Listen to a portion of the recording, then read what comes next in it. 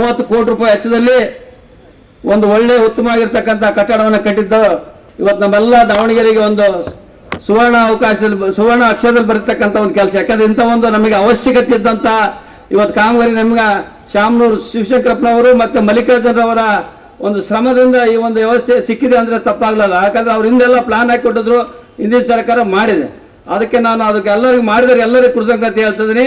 ಇಂಥ ಒಂದು ಕೆಲಸವನ್ನು ನಮಗೆ ಏನು ಅವಶ್ಯಕತೆ ಈ CG ಹಾಸ್ಪಿಟ್ಲಿಗೆ ಅದು ಮೊದಲನೇ ಹಂತದ ಒಂದು ಕಾರ್ಯಕ್ರಮ ಈಗಾಗಲೇ ಪ್ರಾರಂಭ ಆಗಿದೆ. ಅದನ್ನು ಉದ್ಘಾಟನೆ ಮಾಡಿದ್ದೀವಿ. ಆದರೆ ಉದ್ಘಾಟನೆ ಆಯಿತು, ನಮ್ಮ ಉಸ್ತುವಾರಿ ಸಚಿವರು ಮತ್ತು ಸಂಸದರು ನಾವೆಲ್ಲ ಹೋಗಿ ವೀಕ್ಷಣೆ ಮಾಡಿದ್ವಿ.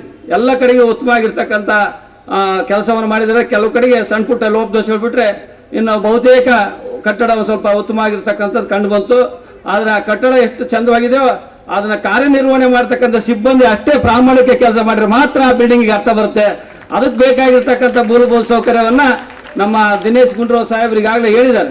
ತಮ್ಮ ಸಿಬ್ಬಂದಿಯವರು ಕರೆದುಬಿಟ್ಟು ಇಲ್ಲಿ ಏನು ಸಿಬ್ಬಂದಿ ಪ್ರಾಕ್ಟಿಕಲ್ ಇದು ಬೇಕು, ನಮಗೆ ಸಿಬ್ಬಂದಿ ಬೇಕು, ಆ ಸಿಬ್ಬಂದಿಯನ್ನು ನೇಮಕಾತಿಗೆ ಕೂಡಲೇ ನೀವು ನನಗೆ ಮಾಹಿತಿ ಕೊಡ್ರಿ, ನಾನು ಅದನ್ನು ಅನುಮೋದನೆ ಮಾಡಿಕೊಡ್ತೀನಿ ಅಂತಕ್ಕಂಥದ್ದು. ಯಾಕಂದರೆ ಇಂಥ ಒಂದು ಒಳ್ಳೆ ಬಿಲ್ಡಿಂಗ್ ಕಟ್ಟಿದ್ದೀರಾ, ಎಲ್ಲಿ ಸಹ ಚ್ಯುತಿ ಬರದ ರೀತಿಯಲ್ಲಿ ಈ ಕಟ್ಟಡ ಸುರಕ್ಷಿತವಾಗಿ ನಡಿಬೇಕು ಅಂತಕ್ಕಂಥದ್ದನ್ನು ಈಗೆಲ್ಲ ಅವರು ತಮ್ಮ ಸೂಚನೆ ಕೊಟ್ಟಿದ್ದಾರೆ. ಅದರಂತೆ ಇಲ್ಲಿ ಸಿಬ್ಬಂದಿನೂ ಸಹ ಈಗ ನೇಮಕಾತಿ ಆಗುತ್ತೆ. ಅದಕ್ಕೆ ಬೇಕಾಗಿರ್ತಕ್ಕಂಥ ಮೂಲಭೂತ ಸೌಕರ್ಯ ಕೊಡಲಿಕ್ಕೆ ಮಾನ್ಯ ಸಚಿವರು ಈಗಾಗಲೇ ಸೂಚನೆ ಕೊಟ್ಟಿದ್ದಾರೆ. ಅದರಂತೆ ತಾವು ಸಹ ಏನು ನಮಗೆ ಈಗ ಮೊದಲನೇದಾಗಿತ್ತು ಮಕ್ಕಳ ಒಂದು ಬೆಡ್ ICU ವಾರ್ಡ್, ಮಕ್ಕಳಿಗೆ ಬೇಕಾಗಿರ್ತಕ್ಕಂಥ ಉಸಿರಾಟ ತೊಂದರೆ ಆದರೆ ನಾವು ಇಲ್ಲೇ ಪಕ್ಕದ ನಮ್ಮ ಅಪ್ಪಾಜರು ಕಟ್ಟಿರ್ತಕ್ಕಂಥ ಬಾಪೂಜಿ ಹಾಸ್ಪಿಟ್ಲಾಗ ಇರೋದ್ರಿಂದ ಇವತ್ತು ಮಕ್ಕಳ ಹಾಸ್ಪಿಟ್ಲಲ್ಲಿ ಏನಾದರೂ ಸಾವಿರಾರು ಮಕ್ಕಳು ಜೀವ ಉಳಿದಿದೆ ಅಂದರೆ ಅದು ನಮ್ಮ ಬಾಪೂಜಿ ಮಕ್ಕಳ ಆಸ್ಪತ್ರೆಯಿಂದ ಅಂತಕ್ಕಂಥದ್ದು ನಾವು ಹೇಳ್ಬೋದು. ಯಾಕಂದ್ರೆ ಅಲ್ಲಿರೋದ್ರಿಂದನೇ ಎಷ್ಟೋ ಮಕ್ಕಳು ಜೀವ ಉಳಿದಿದೆ. ಆ ರೀತಿಯಾಗಿರ್ತಕ್ಕಂಥ ಒಂದು ಆಧುನಿಕವಾಗಿರ್ತಕ್ಕಂಥ ಒಂದು ಮಕ್ಕಳ ವಿಭಾಗವನ್ನು ಇವತ್ತು ಪ್ರಾರಂಭಿಸಿದ್ದಾರೆ. ನಾನು ವಿನಂತಿ ಮಾಡ್ಕೊಳ್ತೇನೆ ಸಿಬ್ಬಂದಿ ವರ್ಗ ಸಿಸ್ಟರ್ ಹತ್ರ, ದಯಮಾಡಿ ನಿಮಗೆ ಕಷ್ಟ ಆಗ್ಬೋದು ಸಿಸ್ಟ್ರಿಗೆ, ಆದರೂ ಸಹ ಶ್ರಮ ಹಾಕಿ ಮಕ್ಕಳ ಜೀವ ಕಾಪಾಡೋಕ್ಕೆ ನೀವು ಎಲ್ಲ ಮೂಲಭೂತ ಸೌಕರ್ಯ ಒದಗಿಸ್ಬಿಟ್ಟವಿ.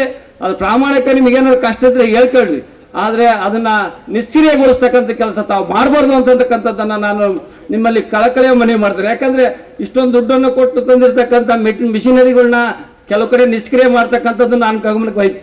ಅದಕ್ಕೆ ಉದಾಹರಣೆ ಸಹ ಕೊಡ್ಬೋದು, ಆದರೆ ವೇದಿಕೆಯಲ್ಲಿ ಕೊಡೋವಂಥ ಅವಶ್ಯಕತೆ ಇಲ್ಲ. ಅದರಿಂದ ನಾನು ನಿಮ್ಮಲ್ಲಿ ಸೂಕ್ಷ್ಮವಾಗಿ ಹೇಳ್ತೇನೆ, ದಯಮಾಡಿ ನೀವು ನಿಮ್ಮ ಕೈಲಿ ಅಲ್ಲಿ ಒತ್ತಡ ಜಾಸ್ತಿ ಆತಂದರೆ ನಿಮ್ಮ ಸೂಪ್ರೆಂಟ್ಗೆ ಹೇಳ್ರಿ, ಇಲ್ಲ ನಮ್ಮ ಜನಪ್ರತಿನಿಧಿಗೆ ಹೇಳ್ರಿ, ಅದನ್ನು ಮಾಡಿಸ್ಕೊಡ್ತೇವೆ. ಆದರೆ ಅದನ್ನು ನಿಷ್ಕ್ರಿಯ ಮಾಡ್ತಕ್ಕಂಥ ಕೆಲಸ ದಯಮಾಡಿ ಯಾರು ಮಾಡಬೇಡ್ರಿ ಅಂತ ನಾನು ಕಳಕಳಿಯ ಮನವಿ ಮಾಡ್ತೇನೆ. ಯಾಕಂದರೆ ಇಂಥ ವಸ್ತು ನಾವು ಇಷ್ಟೊಂದು ದುಡ್ಡು ಕೊಟ್ಟು ತಂದು ಆ ಮಿಷಿನರಿ ಸಾಮಾನು ಸೈಡಿಗೆ ಹಾಕ್ತಕ್ಕಂಥದ್ದನ್ನು ನಾವು ನೋಡಿದ್ದೀವಿ. ಮೊನ್ನೆ ಕೊರೋನಾದಲ್ಲಿ ತಂದಿರತಕ್ಕಂಥ ICU ವಾರ್ಡಿಗೆ ತಂದಿರತಕ್ಕಂಥ ಮಿಷಿನ್ಗಳನ್ನೆಲ್ಲ ತಂದು ಅದು ಓಪನ್ ಮಾಡಲಿಲ್ಲ, ಸೀದಾ ಹೊರದ್ದು ಸೈಡಿಗೆ ದುಡ್ಡು 10-15 ಬೆಡ್ಗಳನ್ನ. ಈಗ ಕೊರೋನಾ ಸಂದರ್ಭದಲ್ಲಿ ಆ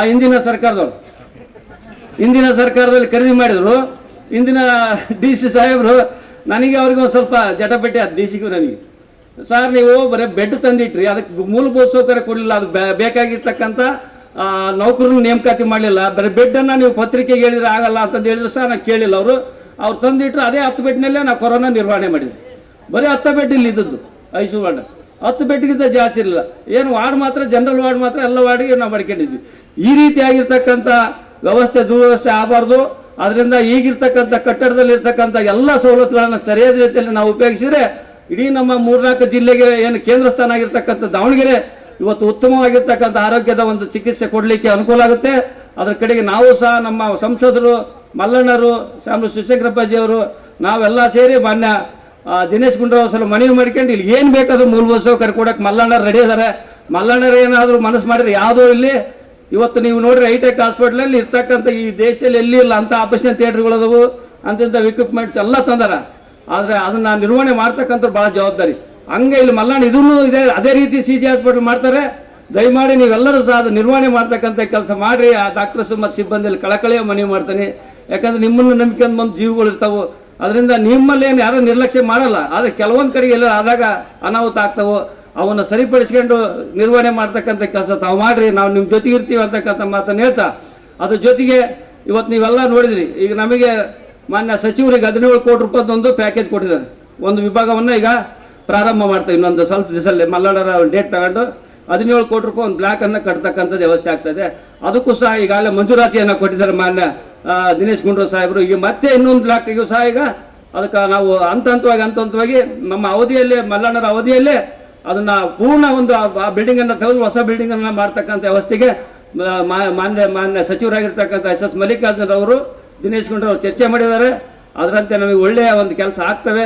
ಅದರಿಂದ ನಾನು ಹೇಳೋದಿಷ್ಟೇ, ICU ವಾರ್ಡ್ ಮಾತ್ರ ಈಗ ನಮಗೆ ಭಾಳ 5 ಬೆಡ್ ಇರೋದು ಸರ್. ಈಗ ನಮಗೆ 5 ಬೆಡ್ ಇದ್ದಾವೆ. ಖಾಸಗಿಯಲ್ಲಿ ಹೋದರೆ ಒಂದು ದಿನಕ್ಕೆ 15ರಿಂದ 20 ಸಾವಿರ ರೂಪಾಯಿ ಆಗುತ್ತೆ. ಒಬ್ಬ ರೈತ ಕುಟುಂಬದವ್ರು ಬಂದರೆ ಭಾಳ ಕಷ್ಟ ಆಗುತ್ತೆ. ಬರೀ 5 ಬೆಡ್ ಅದಾವು. ಆ 5 ಬೆಡ್ ನಿರ್ವಹಣೆ ಮಾಡ್ತಕ್ಕಂಥದ್ದು ಭಾಳ ಕಷ್ಟ.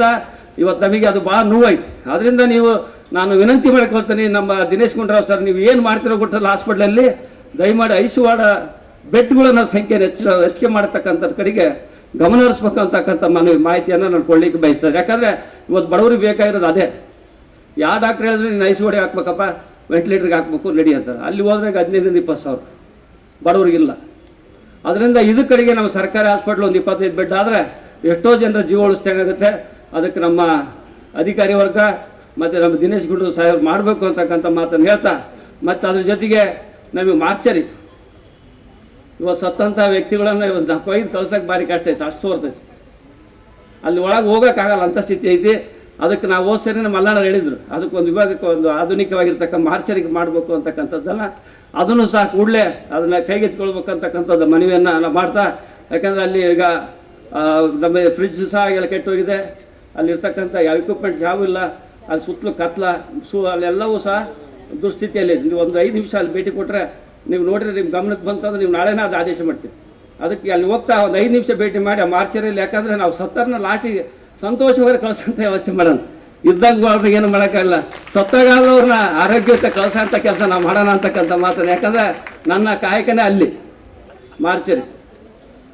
ನಾನೇನಾದರೂ ಇವತ್ತು MLA ಆಗಿರೋಂದ್ರೆ ಆ ಮಾರ್ಚರಿಂದ ಆಗಿರೋದು. ಇವತ್ತೇನೋ ಒಬ್ಬ ಶಾಸಕನಾಗಿರಂದರೆ ಆ ಹೆಣ ಕೊಯ್ಯೋರಿಂದನೇ ನಾನು ಹೇಳಿದ್ದು. ಎಷ್ಟೋ ಸಾವಿರಾರು ಹೆಣ ಕೊಯ್ತೀನಿ, ಸಾವಿರಾರು ಹೆಣ ಜೊತೆಗೆ ಕೊಯ್ದೇನೆ. ನಾನು ನಮ್ಮ ಡಾಕ್ಟರ್ ಮೋಹನ್, ಇವತ್ತು ನನಗೆ ಏನಾದರೂ ಈ CG ಹಾಸ್ಪಿಟ್ಲಿಗೆ ಗೌರವ ಉಳಿದೆ ಅಂತ ಡಾಕ್ಟರ್ ಮೋಹನ್ ಅಂತ ನೆನೆಸ್ಬೇಕು ಸರ್. ಹಿಂದೆಲ್ಲ ನಾವು ಒಂದು ಮಾರ್ಚರಿ ಒಂದು ಪೋಸ್ಟ್ ಮಾರ್ಟಮ್ ಮಾಡಿಸ್ಬೇಕಂದ್ರೆ ಬೆಳಗಿನಿಂದ ಸಾಯಂಕಾಲದೊಳಗೆ ಕಾಯ್ತಿದ್ವಿ. ಒಬ್ಬ ಡ್ಯೂಟಿ ಡಾಕ್ಟ್ರ್ ರೊಟೇಷನ್ ಆಗ್ತಿದ್ರು. ಒಂದು ಎಕ್ಸೈಜ್ನಾಗ ರೊಟೇಷನ್ ಮಾಡ್ತಿದ್ರು. ನಿನ್ನ ಡಾಕ್ಟ್ರೆ ಕರೆ ನಾನು ಓದೋರ್ ಮಾಡಿ ನಂದು ಯಾಕೆ ಹಾಕಿರಂತ ಅವ್ರು ಹೊಡೆದಾಡೋದು, ನನ್ನ ಹಾಕಿರಂತ ನಾನು ಹೊಡೆದಾಡು, ನಿನ್ನ ಹಾಕ್ಯಾರ ಬಾ ಅಂದ್ರೆ ನಾನೆಲ್ಲ ಇಲ್ಲಿ ಊರಾಗದೆ ನನ್ನದು, ನಾನು ಮಕ್ಕಳಲ್ಲಿ ನಾ ಬರೋದಿಲ್ಲ, ನಾನು ನಾಳೆ ಬರ್ತೀನಿ. ಹಿಂಗೆ ಮಾಡಿ ನಮ್ಮ ಮಾರ್ಚರಿಂದ ನಾವು ಎಣ ಒಯ್ಯಕ್ಕೆ ಒಂದು ದಿನಗಟ್ಟಲೆ ಕಾಯ್ತಿರ್ತಕ್ಕಂಥ ಸ್ಥಿತಿ ಇತ್ತು.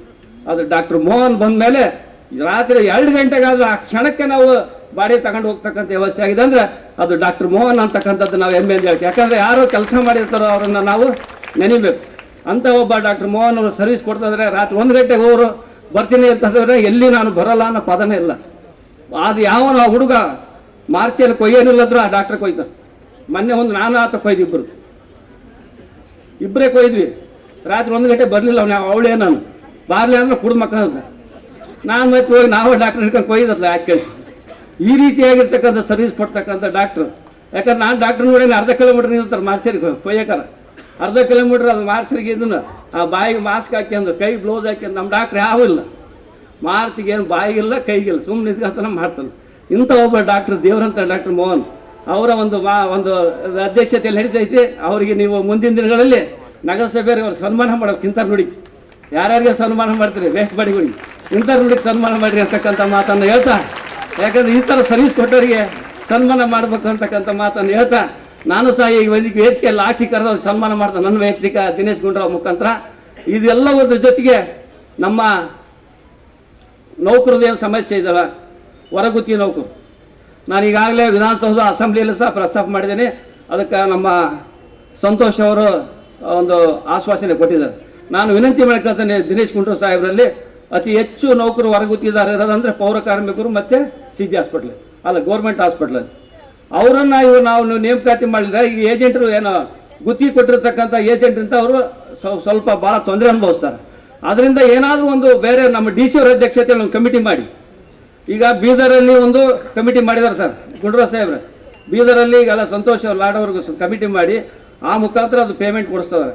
ಆ ಒಂದು ಮಾರ್ಗದ ಸೂಚನೆ ಇಟ್ಕೊಂಡೆ ತಾವು ಮಾಡಿದರೆ ಭಾರಿ ಒಳ್ಳೇದಾಗುತ್ತೆ, ಈ ನೌಕರಿಗೆಲ್ಲರಿಗೂ ಒಳ್ಳೇದಾಗುತ್ತೆ ಅಂತಕ್ಕಂಥ ಮಾತನ್ನು ಹೇಳ್ತಾರೆ. ಯಾಕಂದರೆ ನೇರವಾಗಿ ಅವರಿಗೆ 17,000 ಸಂಬಳ ಬರಲ್ಲ ಅವ್ರ ಕೈಗೆ, ಅವ್ರಿಗೆ ಬರೋದು 12,000, 10,000, 11,000 ಬರ್ತೀನಿ, 5,000 ಎಲ್ಲಿ ಹೋಗೋದು ಗೊತ್ತಿಲ್ಲ. ಈ ರೀತಿಯಾಗಿರ್ತಕ್ಕಂಥ ನೌಕರಿ ತೊಂದರೆ ಆಗ್ತಾ ಇದೆ. ಆ ನೌಕರರ ಹಿತವನ್ನು ತಾವು ಕಾಪಾಡಬೇಕು. ಹೊರಗುತ್ತಿಗೆ ನೌಕರು ಶಿಷ್ಟ ಇರ್ಬೋದು, ಅದು ನಮ್ಮ D ಗ್ರೂಪ್ ನೌಕರು ಇರ್ಬೋದು, ಅವರೆಲ್ಲ ಹಿತವನ್ನು ಕಾಪಾಡ್ತಕ್ಕಂಥ ಜವಾಬ್ದಾರಿ ತಾವು ಮಾಡಿರಿ. ನಮ್ಮ ಏನು ಸಿ ಜಿ ಹಾಸ್ಪಿಟ್ಲು ಒಂದು ಈ ಕೇಂದ್ರ ಸ್ಥಾನ, ಇಡೀ ನಮ್ಮ ರಾಜ್ಯದ ಕೇಂದ್ರ ಸ್ಥಾನ ಸಿ ಜಿ ಹಾಸ್ಪಿಟ್ಲು. ಇಲ್ಲಿ 4-5 ಜಿಲ್ಲೆಯಿಂದ ಬರ್ತಕ್ಕಂಥ ಹೊರಗು ಪೇಷಂಟ್ಗಳಿಗೆ ಒಂದು ಸವಲತ್ತು ಕೊಡ್ಬೇಕಂದ್ರೆ ಇಲ್ಲಿ ಡಾಕ್ಟರ್ಗಳ ಅವಶ್ಯಕತೆ ಐತೆ.